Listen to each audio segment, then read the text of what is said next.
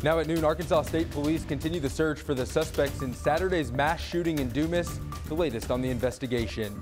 Plus, it's day 2 in the confirmation hearing for Judge Ketanji Brown Jackson. A closer look at what comes next in the process.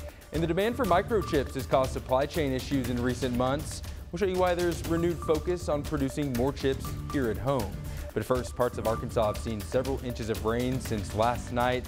It created a messy commute, and flash flooding continues in some parts of the state. Nathan, it's slowly exiting though, that rain is, right? Good afternoon, Michael. It was a tough night to sleep for many folks because that was some house rattling, windows shaking type thunder. The pets were probably quaking.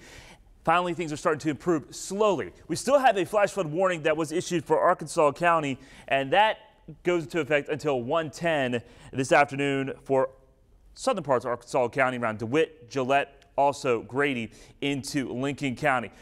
Still some thunder and lightning around the region, but the bulk of that is now shifting its way into southeast Arkansas and over into Mississippi. The back edge of the rain, that steady rain, starting to move into the heart of central Arkansas. So it will start to wind down here in Little Rock and off to the west going into the next hour or so. It's going to take some more time for you folks to the east. But now we're watching what is happening into Mississippi because that's where the severe weather threat will be located for the rest of the day. Let's take through time here on future radar. We could see a few breaks of sun, I think, going into the late afternoon hours ahead of the actual cold front, and that will also produce maybe a few isolated showers. There could be a rumble of thunder mixed in. You see that line progressing its way into central Arkansas around 5 or 6 o'clock. Behind this front, it does turn cooler. It's going to be a cool Wednesday around the region, and I'll let you know what to expect temperature-wise and what you can expect for the rest of the work week coming up. All right, Nathan, North Little Rock police are investigating a homicide on West 16th Street. Officers responded to the scene after a 911 call and found a man's body in the alleyway overnight. Right now, investigators are not releasing his name or cause of death. They ask anyone with information to give them a call. Arkansas State Police are still looking for the people involved in a Dumas gunfight that injured dozens of innocent people in the crossfire. It happened Saturday night during a car show. Investigators have updated the victim count. They initially said 28 people were shot. Well, now they say that that number is down to 27. That includes 23-year-old Cameron Schaefer. The Jacksonville man died from his injuries. The 26 others are expected to recover. We have a phone number on the bottom of your screen there. Investigators ask anyone with information that might help them identify the suspects or understand what led up to the shooting to call that number. Dumas Mayor Flora Simon tells us the city is still working through this tragedy. She commended police and first responders while also reminding the community that counseling services are available. Anyone in crisis can call the National Suicide Prevention Lifeline 24/7 to speak with a counselor. That phone number, 1-800-273-8255. As for the investigation, we know that one person was questioned after being arrested on unrelated charges. Again, state police tell us that the shooting was a gunfight between two people. They've not released any suspect descriptions. In other news now, attorneys for Josh Duggar are asking for more time before his sentencing. In December of last year, Duggar was found guilty by a Fayetteville jury on child pornography charges. Right now, the reality TV star will be sentenced on April 5th. His attorneys are asking for an extra 30 days to prepare. They cited in court documents that because of reasonable COVID restrictions, it's difficult to schedule meetings with Duggar and say they need more time to pursue additional information. No decision has been made yet. Duggar's request for an acquittal is also pending in federal court. The nation's 3 major credit bureaus say they're overhauling how they include medical debt in a consumer's credit history. Experian, Equifax, and TransUnion say beginning July 1st, paid medical bills that have gone to collections will no longer show up on credit reports. By 2023, the agencies will no longer include medical debt under $500. THV 11's Ian Russell is looking into this story today and how it will affect Arkansans. He'll have a full report for us tonight on THV 11 News at 5 and 6. Pfizer is issuing a recall of some blood pressure medication due to elevated levels of a potentially cancer-causing impurity. The drug maker says it's recalling half a dozen lots of Accuratic tablets and 2 generic versions of the medication. Pfizer says it's not aware of any adverse events tied to the recall, but the company advised patients to talk to their doctors about alternatives. While COVID cases are low in Arkansas, the pandemic's impact on our supply chain is hitting pharmacies. That means it's impacting pharmacy customers too. THV 11 Sarah Herbakowicz shares how these issues are affecting the health of Arkansans. We're seeing shortages almost everywhere, and that includes at pharmacies where long drive-through lines await. So I brought you with me as I try to fill my own medication. But I'm not the only one having this problem. Pamela Blackburn knows the long lines at Walgreens pharmacies all too well. For the past 2 weeks, we've been trying to get the medication. Medication her life depends on. This is a diuretic, a water pill, because my body builds up with so much fluid, having just the one kidney that I have. But Pamela can't drive, relying on family to wait in hours-long drive-through lines, as she says indoor hours were unreliable. Then she said, well, I can't feel it. We're getting ready to close for lunch. I said, I've been standing here waiting, and you're going to tell me you can't fill my prescriptions? And unable to transfer some meds to a new pharmacy, the delay was pushing her past uncomfortable. I was bedridden for 2 weeks. My mom said, you look so bad, we may need to take you to the emergency room.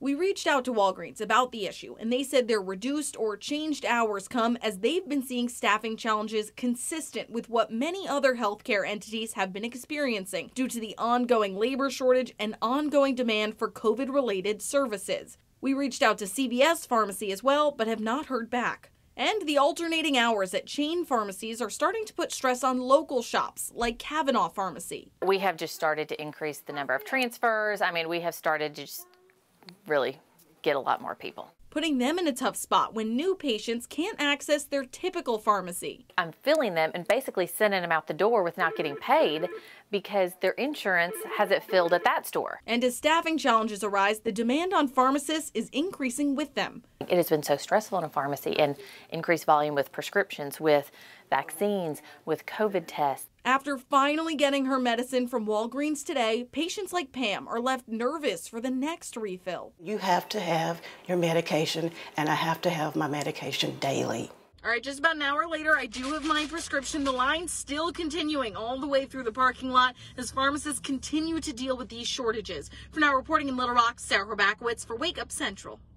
If you're concerned about having to wait an hour or more to get your medicine, you have a few options to try and prevent problems.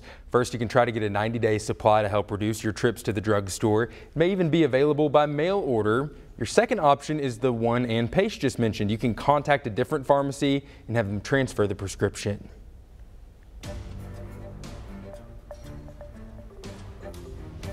The White House is warning that Russia may wage cyber attacks against businesses and critical infrastructure in the U.S. President Biden spoke with chief executive officers at a business roundtable, urging them to take precautions.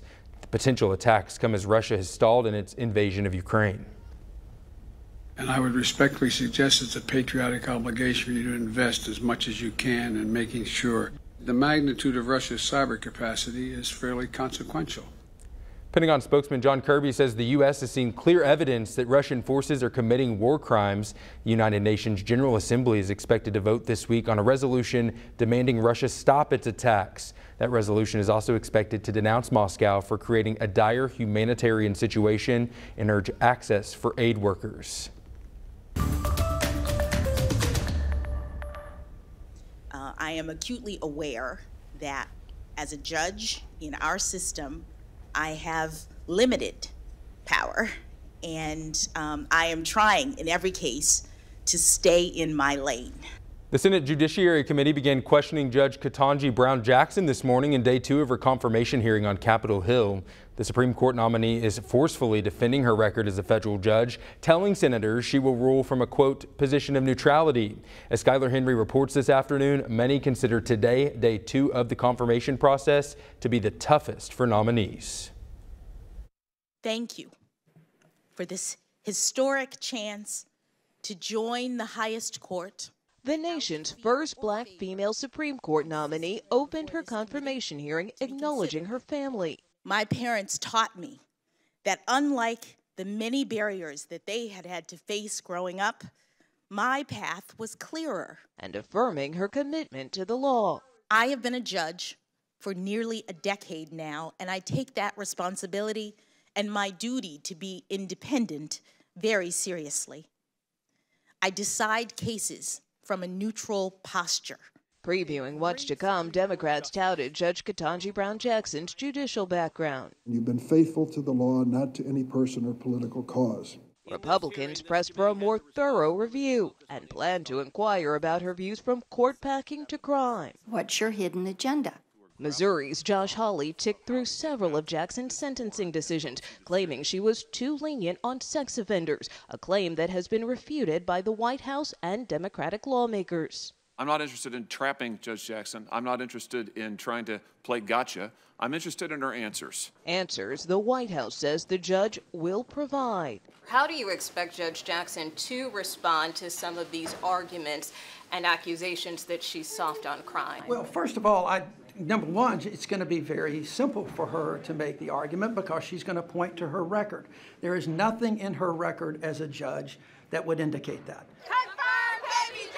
Law students who travel to Washington are keeping a close eye on the proceedings. But just to be here to have her back, it just means so much to me.